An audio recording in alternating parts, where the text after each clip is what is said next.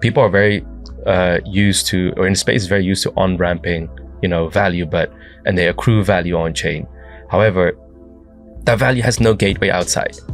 And then what we've provided now is that by leveraging our finality and security, you can keep your funds there. It's safe, it's trusted. And now we provide you the means as well to utilize those funds in a way that you want to utilize it. So that's like, I think, primary. And then the secondary is that. Hey everyone, welcome to Talking Tokens, a podcast focused on interviewing the best crypto founders, market players, and up-and-coming startups that are changing the industry every single Tuesday and Thursday. I'm Jacquelyn Melanik, your award-nominated host and former senior crypto reporter turned entrepreneur, and I'm excited to be here with you all. Now, let's get into it. Today, I'm lucky to have two guests in studio with me, Zaidi Peng, the co-founder of Scroll, and Raza, the head of growth at Scroll. Scroll is a ZK EVM L2 for Ethereum. I feel like that's a lot of acronyms, but essentially, in simple terms, it's focused on security and scaling Ethereum as a layer 2 blockchain. I'm sure we will get into it with them. Zaidi, Raza, welcome to the show. Thanks for having us, Jacquelyn. Thanks for having us. Come on, a little more excitement, guys. Thanks for having us. Really excited. Excited to be here. Yes, welcome to New York. To start off, I love asking both my guests, or all my guests, I should say, how did you get into this space and really what brought you into it? And we could go from there. Yeah, I've been in the space for a while and stumbled upon the Bitcoin white paper around 2013 and started joining a lot of the community meetups and started making friends and got deeper and deeper into the rabbit hole. And I think my level of involvement kind of scaled with every cycle until now, where I'm just full-time and all in and not highly leveraged yet. There we go. What about you, Raza? Yeah, I kind of fell into it. I've got a TradFi background, about almost 10 years there. I'm actually an accountant by profession, and you get taught blockchain very, very early on. But you also get taught that it's not usable, it's not practical. It's like, and then, yeah, I just started diving into like smart contracts, got approached by a company in SF, and I just like fell down the rabbit hole. And then ever since then, yeah, I've been in the space for now about 4 years, doing different stuff. But yeah, I wouldn't trade crypto for anything else. I love that. And Zaidi, what was kind of the impetus behind starting Scroll? How do you kind of differentiate it from other L2s? I kind of didn't really give a great description of it in the intro, so maybe you can explain it better than I can and why you started it. Yeah, I think the space is full of too many acronyms and too little description about the actual impact. The universe where we started Scroll is very different from the one we live now. When we started Scroll, there was a flurry of ZK technology becoming available, and two, block space was scarce and very expensive, and everyone's competing for block space. And fast forward to now, I think the problem we're facing is very different. We've built a ready-made product. It's using ZK and it's fully compatible and it's becoming cost competitive with all of the existing frameworks. And it's about to become what we call like infinitely scalable with the ZK batching designs that we've pioneered. And so I think block space is about to become super abundant, and there are lots and lots of ready-made products that can make it even more so and scale Ethereum in a parallel way. And what's upon us is a new set of challenges that's related to interoperability, that's related to finality and instant settlement. And so where we're pushing forward, apart from scaling, is also this idea of a more holistic chain experience and onboarding net new users. Raza, you've talked about finality a lot. What's the importance behind that, and especially today in the L2 landscape? Yeah, that's a good question. I think that when you look at finality, basically what it means is like next to instant settlement. So if you send me ETH, right, what you wouldn't want is that 1 week later it would show up maybe. Yeah. But what you would like is your experience right now is when you send me money through a traditional financial service is that it's, you send me money, I have it in my account. So finality basically ensures that. And we have our infrastructure where we use mathematical computations to basically say, okay, this transaction is valid and it's sent. And in simple terms, it means you send me money, there's a proof for it. And, that's usually referenced as fast finality. Fast finality has multiple use cases. When you talk about payments, when you talk about what Sandy said, interoperability, Finality is a requirement for that, a technical requirement for that. And it basically means reaching the end state, reaching the end data as fast as you can. And that's at its core, you need Finality for that. Do you think everyone in the L2 space, and by everyone, I mean the L2 chains that exist today, are actually achieving this fast finality like you're talking about? I think everyone's focusing on slightly different things. Finality has always been our focus, and it's something where we are the category winner, and we always will be. And it's getting we're about kind of 8 to 10 minutes in terms of final settlement, and that's about to become like within minutes, and then within sub-seconds within the next few months. And that's when kind of login type of like net new onboarding experience will become cognitively negligible. And that's when on-chain identity related things where you could call and email type of experiences will become truly available on-chain. And you said it's about 8 to 10 minutes now, and then it'll be minutes and seconds. How does that compare to maybe other L2s or just Ethereum? It's with other L2s, I think the closest competitor is about 10 hours within the ZK space. And for Optimism and Arbitrum, it's about 7 days still.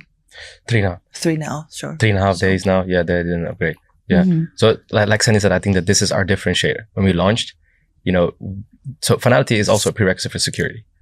You want your funds to be safe. You don't want to have an experience where you're waiting 10 hours for your funds to show up, or a 10-hour window where the chain might say, oops, something happened, and then it rolls back. Yeah, I think this particular feature is also very popular amongst payment use cases, and also amongst like Swift type of like inter-institutional settlement, because they also expect an experience that is on par with banking transfer, but like with a order of magnitude kind of improvement when it comes to settlement time, and also high security standards. Yeah, I didn't know banks settled fast. I thought they took longer. Takes a few days depending on whether you're within a country or internationally. Sometimes it could be, weeks. That's why blockchain technology makes sense, right? Yeah. Correct. How do you kind of compare the overall L2 landscape right now? As, an L2 within it, you have your own specialization and niche. But when you look at maybe other L2s, and you don't have to name names, or you can if you want, what do you think about the current landscape? Is there too many? Do you think they are actually making sense, or do we kind of need to consolidate? I think I can see the industry consolidating. I think the time to build an end-to-end holistic kind of general purpose rollup is over, because there are lots of ready-made solutions that are applicable and instantly usable, and those that are like believers of open source ethos, like Scroll, our stack is available, it's forkable, and there's just no point to reinvent the wheel when something is already working. I think there's always room for incremental or niche improvements on the edges, or for specialized use cases. And I think that will continue for another, 3 to 5 years or even longer, as application level innovations will create more infra needs. But I think the arms race for general purpose rollup, I think, is largely over. Raza, what's your take? No, I agree with that. I think that, several years ago when you saw like multiple L2s popping up, it reminded me a little bit of the cloud era. Cloud era, you had like multiple service providers as well. There's few left right now, big ones. I do think that some consolidation will happen.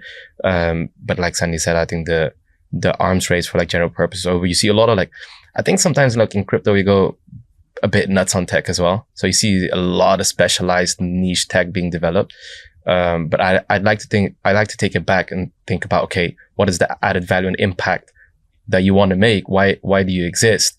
And then you talk about payments, talk about banking, the unbanked, the tech is here today, Scroll's here today, ready to be used. And that's what excites me. And that's what, we're focusing on, and making sure that we've built this now. Scroll around 3 years, 4 years. We took the hard route, built it in a secure way. Now, I think we committed 10 months ago to a roadmap where we said we're going to make sure that we optimize the chain. So from a resource point of view, gas point of view, we're at a level that people can use us. And so now what I'm excited about is, of course, a lot happening in the space, but what I'm excited about is the impact that we're going to make. Mm-hmm. Yeah. Speaking of the roadmap, from day one, maybe 3-4 years ago to now, how has that kind of evolved over time? And like, what is the main focus, let's say, to wrap up the year and then going into 2025? I think when we started the process, the initial goal was to build an end-to-end, fully compatible and highly secure product. The whole year after mainnet launch have been about kind of cost and throughput and efficiency optimization, and we will continue doing that for a while. But I think it's about to become super throughput will no longer be a differentiator, because it's going to become so competitive that most people will not feel the difference between a few subsets here and there. And then I think the next level of innovation is around how to onboard net new users, and also how to make the chain experience holistically palatable by not providing too many choices, and also creating valuable use cases.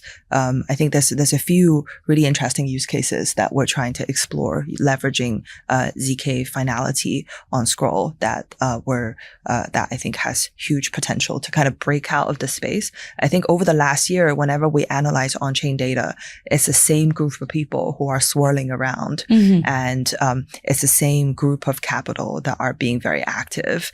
And I think being able to bring in new users or whoever manages to do that will become a differentiated chain. That's one. And two, whoever can consolidate this amount of capital and make sure their experience becomes better or carve out new experiences will be a differentiator. Are there some use cases you have in mind?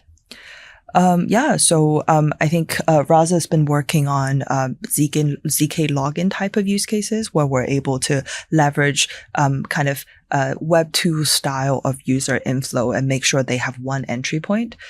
We've launched a kind of a key store solution where through one wallet interface, you can maneuver your assets across different chains within the EVM space.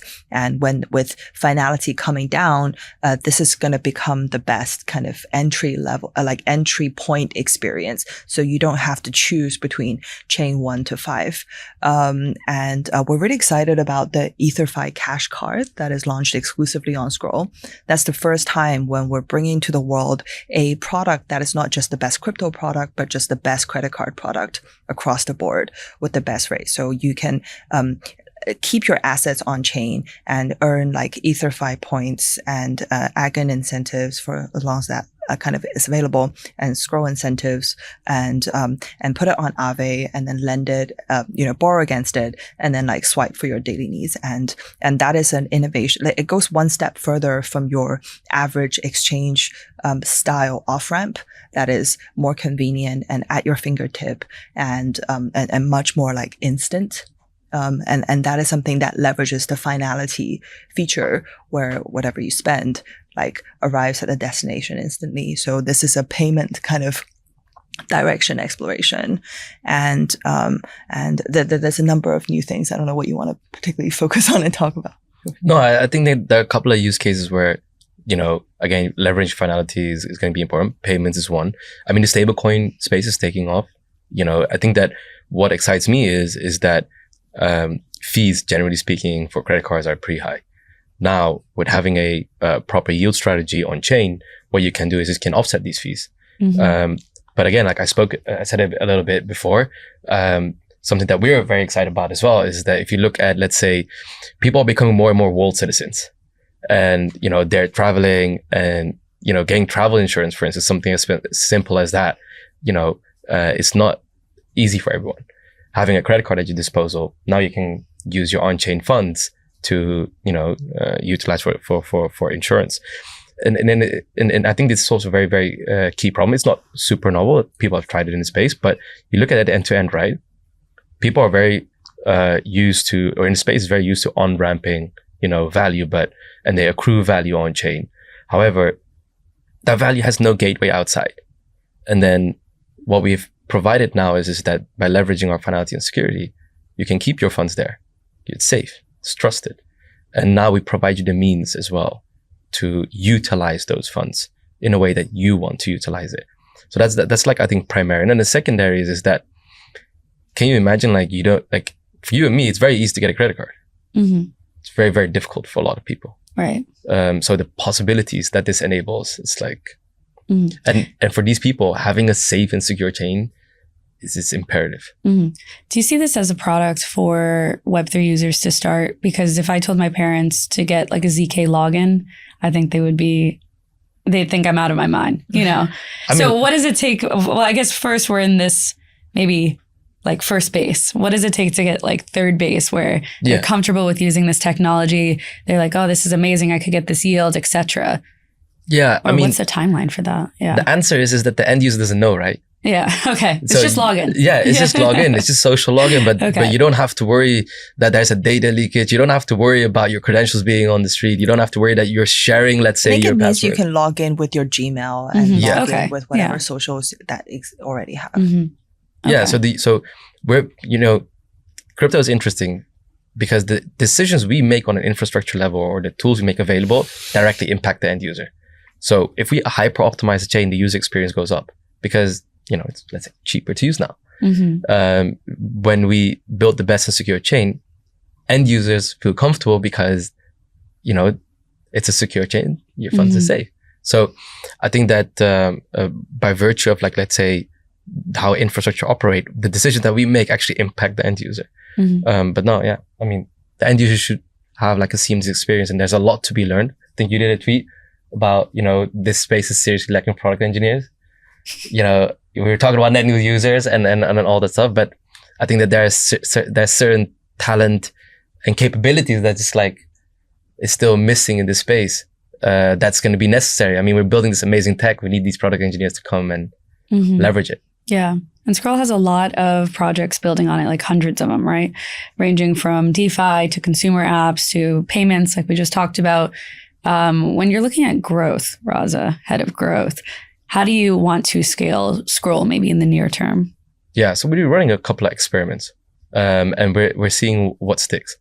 There's, let's say, our mission. We're close to our DNA as well. So we're active in the global south. We see that we can play a role there, where we can provide, let's say, an amount of impact. So we have projects that are active there. For instance, to give you an example, if you hold the US dollar and you sell it like, anywhere in the global south, usually get pretty horrible rates. So there are projects coming up right now that basically give, better rates. You can, and now attaching payments to it, you don't even need to quote unquote off ramp it. It happens under the hood. And so we're trying not to compete too hard for the 5 users that are in this space, but we're looking at, again, onboarding net new users to impact. What is the value add? Where's product market fit? And payments has a huge product market fit. Stable coins, huge product market fit.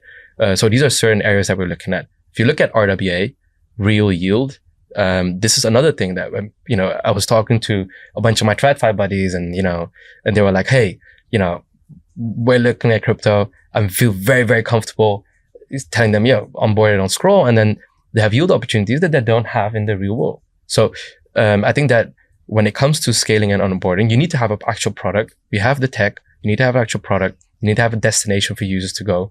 And then it's going to be a distribution game where we are also looking at people who are crypto curious and saying, okay, hey, how do we collaborate, making sure that the end user benefits? Mm-hmm. Yeah, that makes a lot of sense. Sandy, what do you think about that on the front of growth and really scaling Scroll and getting people involved? I think growth requires very bold and brave experimentations, and we have a few kind of growth theses and that we're trying to play out. One is in enabling strong distribution partners to capitalize on the flurry of on-chain innovation that are already available. So by empowering somebody else to to kind of fully engage with their distribution, we get to participate in this like expanding overall like net new economy. So that is one way. And then two, it's about kind of building POC, like proof of concepts, and enabling kind of entrepreneurs to use them and tap into business opportunities. And one thing that we've been trying that I think is quite interesting and starting to come into fruition is there are lots and lots of opportunities where there is like a funding gap, particularly in the developing world. And if leveraging on-chain liquidity can direct capital to these pockets where these capital can gain higher yield than normal, and these kind of developing market opportunities can start kind of like averaging out the spread or the stablecoin settlement cost, then that's a huge service to the local economy. So there's one project that we're thinking about that is close to launch is Wi-Fi. What it does is that it discovers the like a various like African local currency gap between USDT exchange rates, and using an on-chain setup to bridge the spread. The spread is typically between 10 to 20%, almost kind of risk-free, apart from the settlement time kind of price fluctuation. But with instant finality and enough like on-chain liquidity loop, that is a potential to generate like a lot of yield through a real-world use case.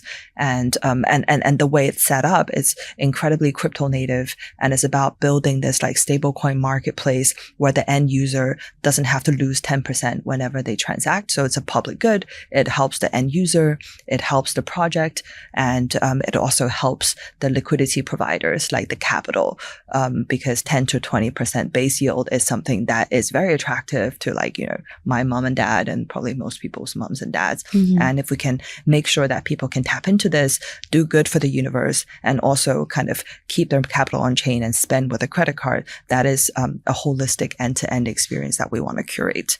Mm-hmm. But all to say, we're trying to think about kind of what matters in a world where kind of the tech stack is becoming more and more like, a little bit more commoditized, and in a world where I think I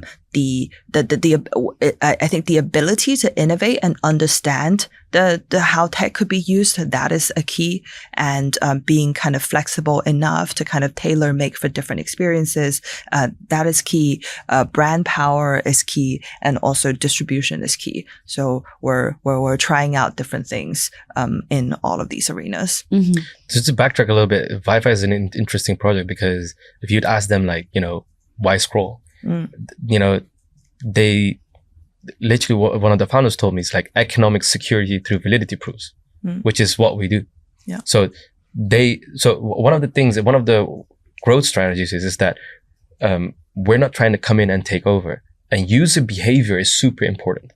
And these projects come from these regions, and they understand user behavior very, very well. And so the way the project is designed as well, they understand like what exchanges, what user flows do they utilize right now, and then how do I capture that, in a protocol, but also where do I want this protocol to be launched? Mm-hmm. Like I said, losing $100 or $1,000 is not a small amount, and you don't want to risk that. But you're attracted to this protocol because now you get favorable rates, you have favorable yield opportunities. So you need to make sure that as a protocol, you launch on a chain that has a brand and trust around security. Right. No, that makes a lot of sense. Scroll launched its mainnet about a year ago, right? What have been maybe the biggest surprises to date? Good or bad? Good or bad? What are the surprises? I think one surprise that we didn't quite anticipate, which sounds kind of silly in retrospect, is that we didn't expect how price sensitive the on-chain users would be. And that is a lesson well learned. And so we're getting close to price competitive. We've been focusing, so there's always a trade-off, and we've been prioritizing security and finality, and the trade-off is price to some extent. and at the beginning. And so from our perspective, we wanted to make sure user funds are safe first and foremost. But now we're catching up to a place where, we're very cost competitive, and we're about to become even, with the ZK batching and cost amortizing that's about to happen. The more popular we are, the cheaper per transaction will be. So we're kind of getting to this like infinite scaling process now as we go to market. So that part is behind us. And but the new surprise now is how few kind of net new users there are from Web 2. I think the experience is still subpar, and the friction is too high, and the number of like really cool things to do to pull people in is somewhat lacking. And we're trying to fill in some of these gaps and discover those like fun things to do on chain. Mm-hmm. Raza, what do you think? What surprised you? Yeah, I was thinking about it. It's like I should have like 100 answers, because pretty much every week something happens. Every week there's like a surprise. When you're running like a live chain, like there's just so many like things that you just don't think of them as surprises anymore. You're like, okay, that's another thing that we need to get through. Of course that happened. Yeah. Another thing we need to get through. Yeah. I think the it's not really a surprise, but the most recent thing is just like whatever I do or say will get interpreted as like something else. Is that a jab to me, or is that you? No. Yeah, I was like everything. Everything is literal. Everything is gets like reinterpreted in very different ways. So we launched a on-chain reputation product called Canvas. We're very proud of it. It's it's inspired by Ethereum attestation services. The idea that every L2 loses the historical record of ETH L1 is something we wanted to see, like what is the value of like the longest running historical chain. So this Canvas project means if you're like an ETH user in 2015 or ETH user or the first like Uniswap swapper when Uniswap first came out, these are all things you can attest and bring to your new on-chain history in L2s. And we wanted this to be like a credential system. So instead of telling me on your CV that, oh, I've been in crypto for 5 years and I go to all the right parties, like there are on-chain attestation where I can tell that you've done all the Solidity courses and you're friends with, the people who are curious about certain things. And this is a much more tangible kind of way of building up your on-chain reputation, and much more effective. And it kind of, we believe this is something where people will discover their new friends, will discover new networks, and discover like-minded people, and find work in this new on-chain like economy. And people will think a lot more about their on-chain reputation. Like if you're someone who's like a rug pulled, or someone who has built something and like have a very strong GitHub record, these are things that you can tell through this like Canvas program. And maybe kind of, there'll be incentives in the future. But, what I didn't expect is that a lot of our on-chain users are a lot more present and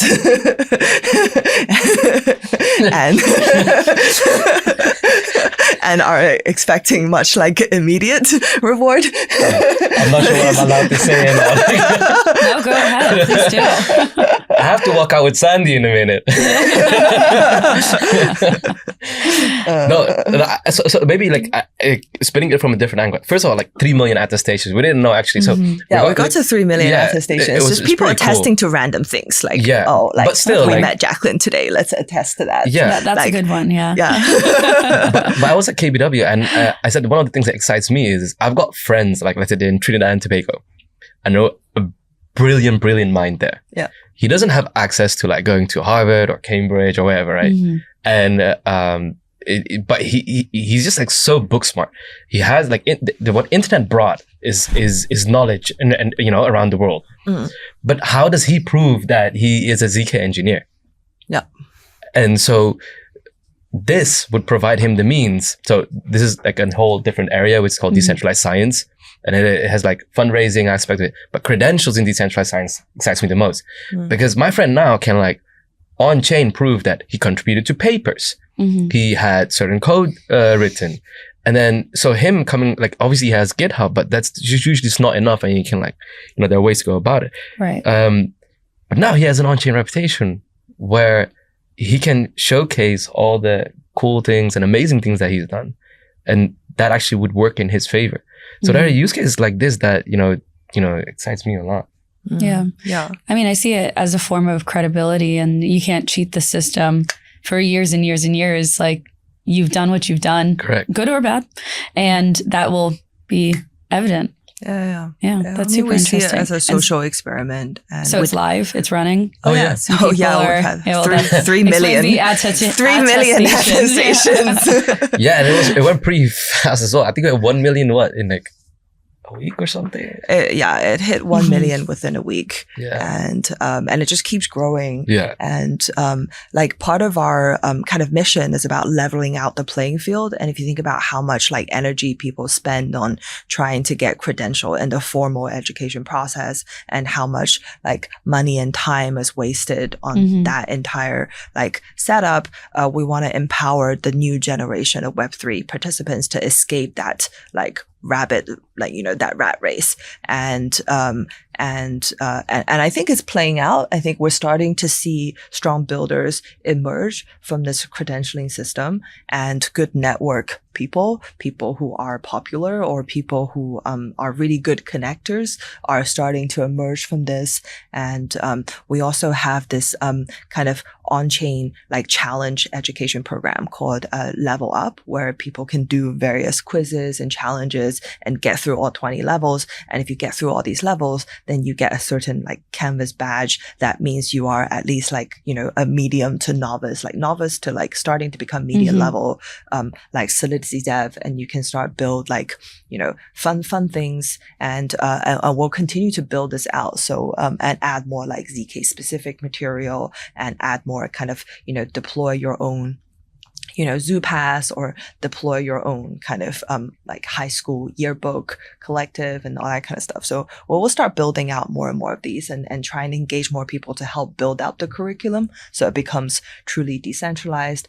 And we're hoping that Canvas could be like a way where people be like, hey, these are the things I've collecting memories, collecting like connections or experiences, and slowly get away from the idea that, oh, I have to get into Harvard, or like have to do something, have to get a job or whatever. Do you two see this as like the biggest use case for ZK Tech today? Or where do you kind of see it really hitting a mass adoption audience opposed to Web3 native? I think it's hard to say what is like the biggest. The biggest blockchain use case, I think, is still DeFi. And it's still just more efficient access to capital, more efficient access to leverage, and easier kind of payment and transfer. That is the most established, right? But on the peripherals of which, like, what are the other things we could bring into the mix? This is a first of many social experiments that we're doing. We have a few kind of exciting ones lined up. Some of it is kind of around, I think we were somewhat inspired by Pump.Fun. So Pump.Fun is this project on Solana. And I think what they've captured is this idea that, that there's a category of people with, a community or brand or fame. That want to buy every single token. But they don't know how to capitalize. They don't know how to monetize on that fame. And Pump.Fun kind of enables that kind of process of monetizing whatever size the community you have in that way. So for us, it's about kind of, okay, what do we learn from that? The idea is obviously not to do another Pump.Fun, or like not to do a ZK Pump.Fun, but the business insight there is that, some people have a huge amount of like brand power and distribution capabilities, and what is the best way to kind of help them leverage that, and how to like tap into some of the existing kind of communities and frameworks and innovations have already been built on chain. So they don't need to reinvent the wheel and go to market and bring like a lot more people on chain. And that will in turn benefit all of the current incumbents in the crypto space overall. Something interesting you said is like how ZK will, facilitate mass adoption. Tech is always a prerequisite, but like, it's a factor, it's an element that needs to be there. But it's going to be like brand distribution is going to be, do we support the ecosystem and communities that, like I said, these projects need to come from the region itself because they understand user behavior. Do we support that? But it's an important prerequisite. Without ZK, without fast finality, you don't have, let's say, a performant secure chain, and you need to hit all those metrics. And so ZK is almost like it's a prerequisite for to enable all these use cases, as opposed to like it's a reason for mass adoption. No, but it's definitely a prerequisite. Mm-hmm. Yeah, I feel like with Pump.Fun though, it's obviously for people who don't know, it's the ability to launch a token, I think within seconds, if not minutes, for a very cheap amount.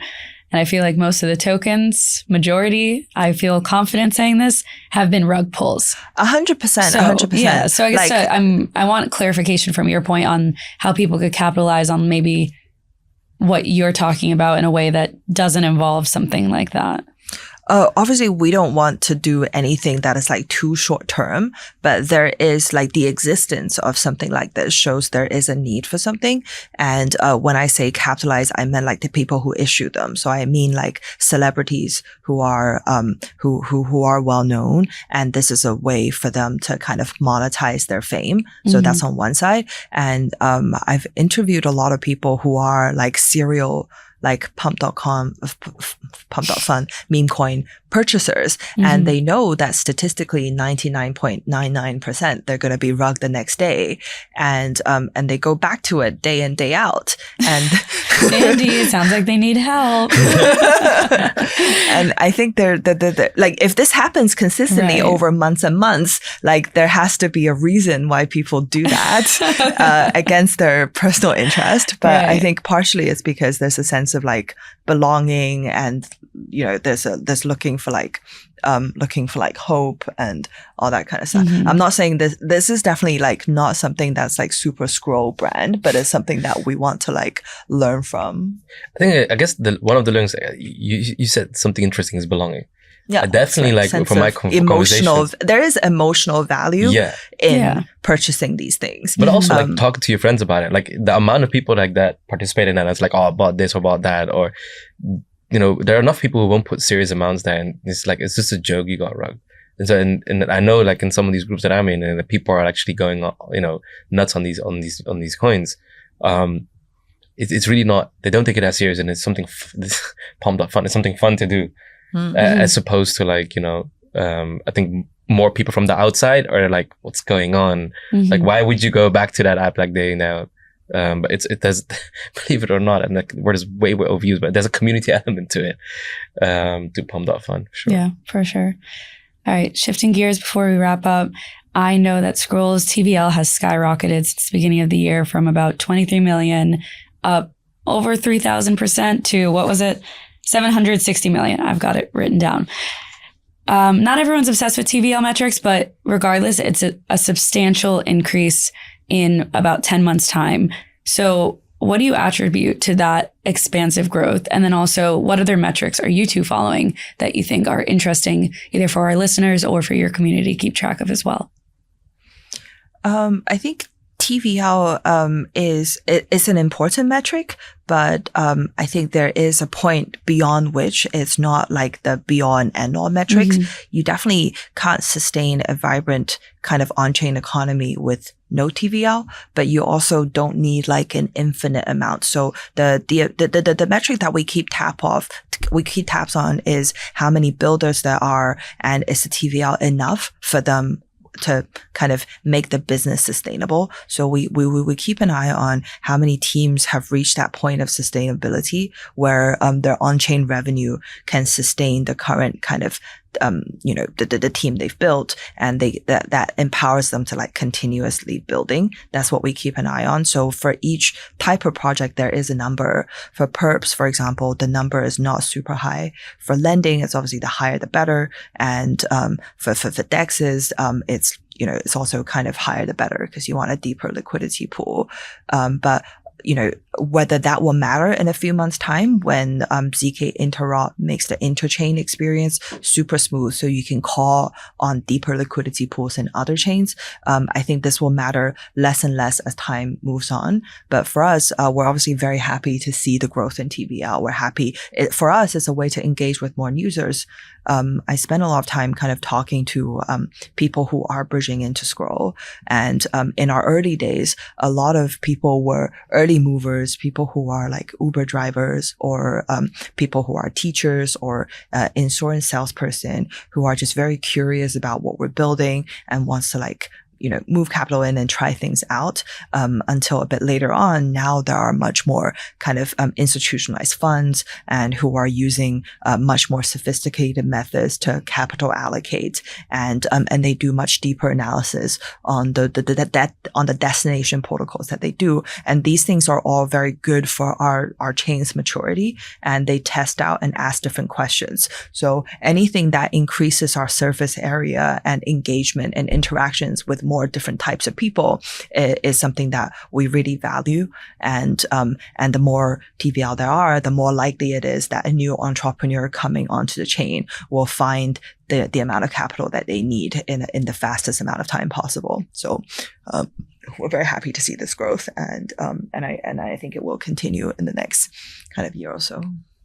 Yeah, for sure. What metrics are you following, Raza?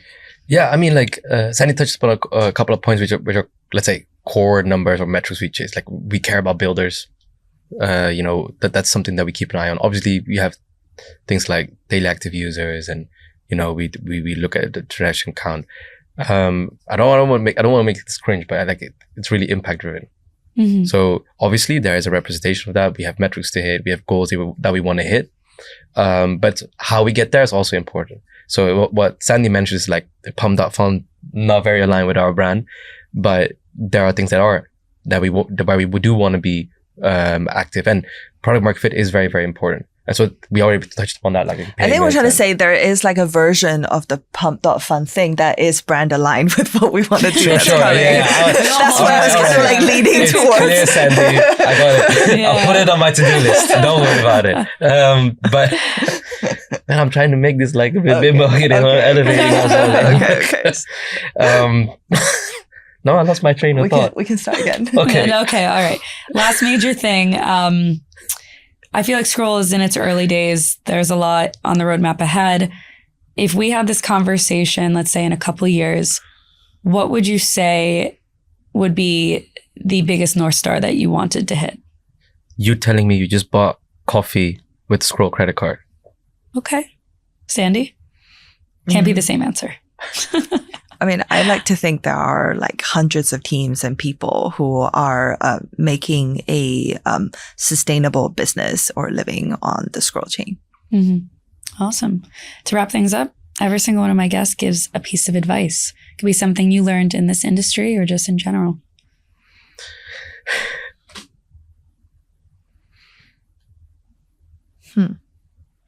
Make it a bit more fun. What would you tell? What would you tell? You can make yours fun. What?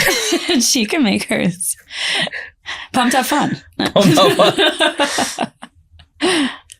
Advice. One of the things I love about crypto is that it's still a space where you don't need a degree. You wouldn't need, like, let's say, a track record, but it's really about the skills and the knowledge you bring. And there's a place for you to add value.